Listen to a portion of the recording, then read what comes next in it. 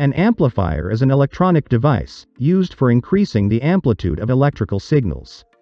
They are available in different classes: A, B, AB, C, D, and so on. In this video, we will explore the Class A amplifier, which uses only one transistor. You would know that the transistor can amplify the base current by its gain to the collector current. Hence, we will use the transistor to amplify the voltage applied at the base to a higher voltage at the collector. In this circuit, the output will always be VCC, as it is directly connected to the source. Thus we add a resistor between them. The voltage drop across a resistor is directly proportional to the current flowing through it, and the current through the resistor is equivalent to the collector's current, and the collector current depends on the base current, which depends on the voltage of the input signal. Thus, any change in input voltage will change the output voltage, and the low voltage at the input is amplified at the output. When the input voltage is high, the current is high, hence, the voltage drop is high, and the output is low. Similarly, when the input turns low, the output goes high. The output has a phase shift of 180 degrees. But, the waveform looks distorted, because the gain of the transistor is very high, and it is getting saturated. To limit the gain, we need to provide feedback. Hence, we add a resistor between the emitter and the ground. As you know, the voltage drop across a resistor is directly proportional to the current flowing through it. Thus, when the base current increases, the collector current also increases. The increasing current increases the voltage drop across the resistors. Here, as the supply is fixed, the voltage at the other end falls. This drops the output voltage. And here, as the ground is fixed, the voltage at the other end rises, and this increases the output voltage. This provides negative feedback for the output, limiting the gain of the amplifier. The gain of the amplifier is now more dependent on these two resistors, rather than the gain of the transistor, allowing us to have better control over the total gain of the amplifier. The gain of this amplifier is given by the ratio RC to RE. At last, we add a capacitor to remove the DC bias and get the amplified input signal. You would know that a transistor requires 0.7 volts or above at the base to turn on. Thus, this circuit cannot amplify voltages below 0.7 volts.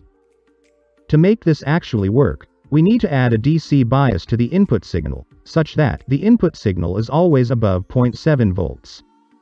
And to do that, we add a voltage divider here. This will provide the required bias to the voltage of the signal. Now, a complete waveform of the signal can be obtained at the output. But, now the transistor is always on. Also, this DC bias voltage can interfere with the source of the input signal. Hence, we add a capacitor here. The capacitor will block DC from any of the directions and allow only the AC signal to pass.